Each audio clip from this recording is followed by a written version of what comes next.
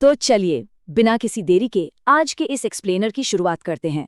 आज हम जिस हाई स्टेक्स अंडरकवर ऑपरेशन की बात करने वाले हैं ना, उसने एक ऐसे खूंखार मास्टरमाइंड को हमेशा के लिए रोक दिया जिसे पकड़ना लगभग नामुमकिन लग रहा था। सुनने में ये किसी हॉलीवुड स्पाई थ्रिलर जैसा लगता है, लेकिन यकीन मानिए ये पूरी तरह से असली कहानी है और हमारे आज के सोर्स मटेरियल पर आधारित है। Find it. Our next big attack in India will be on Surat, Gujarat, with a nuclear bomb. 1 जून 2013 की इस इंटरसेप्टेड चैट ने हमारी खुफिया एजेंसीज की नींद उड़ाकर रखती थी। जरा सोचिए, 2 भाई आपस में चैट कर रहे हैं और सीधे गुजरात के सूरत पर न्यूक्लियर बॉम्ब गिराने की प्लानिंग कर रहे हैं। ये कोई आम धमकी नहीं थी। इसने साफ कर दिया था कि खतरा कितना बड़ा है और हमारे पास वक्त कितना कम बचा है। अब 86.4%। आप सोच रहे होंगे कि इसका क्या मतलब है। दरअसल उस वक्त स्लीपर सेल आतंकियों के सिस्टम की आंखों में धूल झोंककर निकल जाने का ये सक्सेस रेट था। ये स्टैगरिंग आंकड़ा दिखाता है कि उन्हें ट्रैक करना और पकड़ना प्रैक्टिकली इम्पॉसिबल हो चुका था, और इसी लूपहोल का सबसे ज्यादा फायदा उठाया हमारे आज के इस मास्टरमाइंड ने। Part 1, the architect of terror, the rise of the Indian Mujahideen. अब इससे पहले कि हम ऑपरेशन में घुसें, थोड़ा पीछे चलते हैं।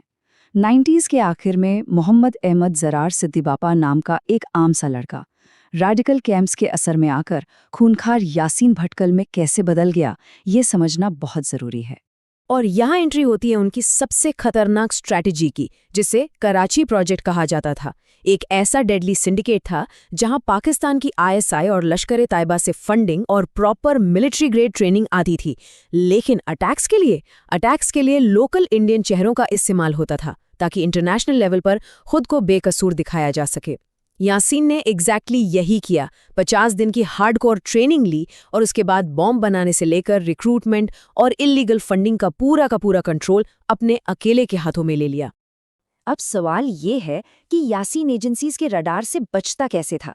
शुरुआत में उसने आजमगढ़ मॉडल यूज किया, जहां पढ़े लिखे आईटी स्पेशलिस्ट्स और इंजीनियर्स को रिक्रूट किया जाता था। पर प्रॉब्लम ये थी कि उनके डिजिटल फुटप्रिंट्स छूट जाते थे, जो एजेंसीज आसानी से ट्रैक कर लेती थी। तो उसने क्या किया? उसने एकदम से स्ट्रैटेजी बदली और लाया दरभंगा मॉडल। इसमें बिहार और महाराष्ट्र के उन रूरल और कम पढ़े लिखे यूथ को चुना गया जिनका इंटरनेट पर कोई वजूद ही नहीं था, जीरो डिजिटल फुटप्रिंट। इस एक चालाकी ने यासीन को इंटेलिजेंस एजेंसीज के लिए बिल्कुल एक गायब भूत बना दिया। इस सब का नतीजा क्या निकला? एक के बाद एक लगातार ब्लास्ट। 2008 के अहमदाबाद धमाकों से लेकर 2013 के हैदराबाद ब्लास्ट तक ये सिलसिला रुका ही नहीं। पुणे की जर्मन बेकरी हो या मुंबई की ट्रिपल ब्लास्ट, इन हमलों ने 12 अलग अलग स्टेट्स में 220 से ज्यादा मासूम लोगों की जान ले ली। पूरा देश दहशत में था और हर एजेंसी को सिर्फ एक ही आदमी की तलाश थी। अब ये फैक्ट सुनकर तो आपको लिटरली हैरानी होगी। 2009 में ये आदमी कानून की गिरफ्त में आ चुका था। कोलकाता पुलिस ने इसे नकली नोटों की स्मगलिंग के शक में अरेस्ट किया था, पर उन्हें दूर दूर तक कोई आइडिया ही नहीं था कि उनके लॉकअप में आखिर बंद कौन है। और बस इसी एक चूक का फायदा उठाकर वो शख्स इजीली बेल पर छूटा और हवा में गायब हो गया। Part 2, the secret Nepal operation and unofficial pursuit. तो सालों तक चकमा देने के बाद 13 अगस्त 2013 को पटना की एक हाई लेवल मीटिंग में एक उम्मीद की किरण दिखी। नेपाल के पोखरा से एक इन्फॉर्मर की टिप आई थी कि यासीन जैसी आंखों वाला एक आदमी डॉक्टर यूसुफ नाम से वहां यूनानी डॉक्टर बनकर रह रहा है। बस फिर क्या था, यहीं से शुरू हुई एक टॉप सीक्रेट तलाश। लेकिन इस मिशन में एक बहुत बड़ा ट्विस्ट था। दिल्ली हेडक्वार्टर्स को डर था कि अगर ये ऑपरेशन फेल हुआ तो एक बड़ा इंटरनेशनल डिप्लोमैटिक बवाल खड़ा हो जाएगा। तो उन्होंने इस ऑपरेशन को कोई भी ऑफिशियल परमिशन देने से साफ इनकार कर दिया। इसका मतलब समझ रहे हैं आप? स्पेशल ऑपरेशंस ग्रुप यानी एसओजी को बिना किसी गवर्नमेंट आईडी, बिना पुलिस कार्ड और बिना किसी हथियार के ये ऑपरेशन करना था। अगर पकड़े गए तो नेपाल की जेल में जिंदगी भर सड़ना तय था। अब क्योंकि ऑपरेशन कंप्लीटली अनऑफिशियल था, तो गवर्नमेंट फंडिंग का तो सवाल ही नहीं उठता। इसलिए एसओजी टीम के लीडर को सच में अपने एक दोस्त से 40,000 रुपए उधार लेने पड़े। हाँ, सिर्फ 40,000। और ये पैसे भी सिर्फ इंटरनेशनल रोमिंग वाले सिम कार्ड्स लेने और इस खतरनाक सफर के ट्रैवल लॉजिस्टिक्स हैंडल करने के लिए थे। अब इस कंट्रास्ट को जरा इमेजिन कीजिए।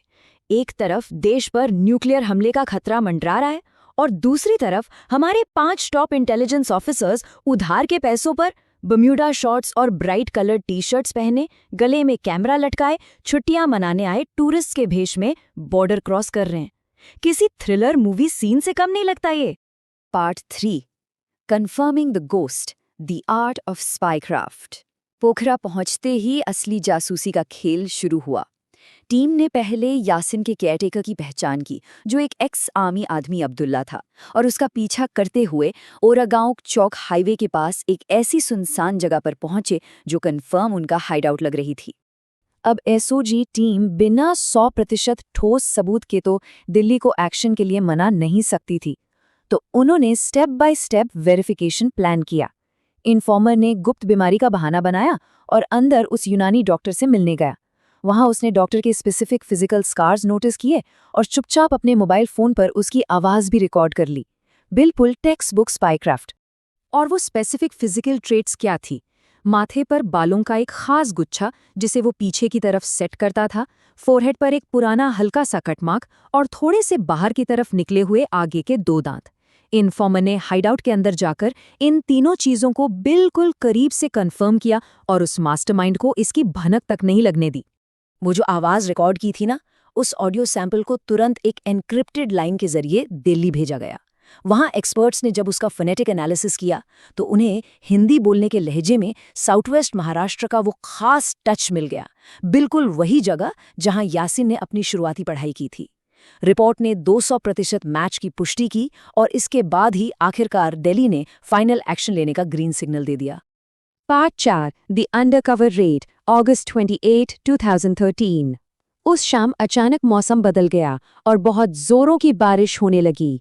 ये अंधेरा और तूफानी बारिश इस सीक्रेट रेड के लिए एकदम परफेक्ट कवर थी। प्लान के हिसाब से एसओजी टीम अंधेरे में बाहर दूर खड़ी रही, जबकि नेपाल पुलिस की एक लोकल यूनिट उस घर के अंदर दाखिल हुई। लेकिन यहाँ असली टेंशन बढ़नी शुरू हुई। एक एक करके मिनट बीतने लगे। लगभग 1 घंटा हो गया। घर से ना कोई पुलिस बाहर आई, ना कोई मूवमेंट हुई। बाहर ठंडी बारिश में भीग रही एसओजी टीम के लिटरली पसीने छूट रहे थे। उन्हें डर सताने लगा कि कहीं मास्टरमाइंड पिछले दरवाजे से भाग तो नहीं गया या उसने नेपाल पुलिस को रिश्वत देकर खरीद लिया। वो वेट करना सच में बहुत एगनाइजिंग था। दरअसल अंदर क्या चल रहा था? वो शातिर मास्टरमाइंड अपना सबसे खतरनाक हथियार यूज कर रहा था, उसका कंप्लीटली अनशेकेबल कॉन्फिडेंस। उसने इतनी आसानी से और शांति से झूठ बोला कि वो एक इनोसेंट टर्बाइन इंजीनियर है कि इंडियन एम्बेसी का एक सीनियर ऑफिशियल तक उसकी बातों में आ गया। उस ऑफिशियल ने गुस्से में एसओजी लीडर को फोन लगाया और डिप्लोमेटिक रिलेशंस खराब होने का डर दिखाकर ऑपरेशन को तुरंत रोकने को कहा।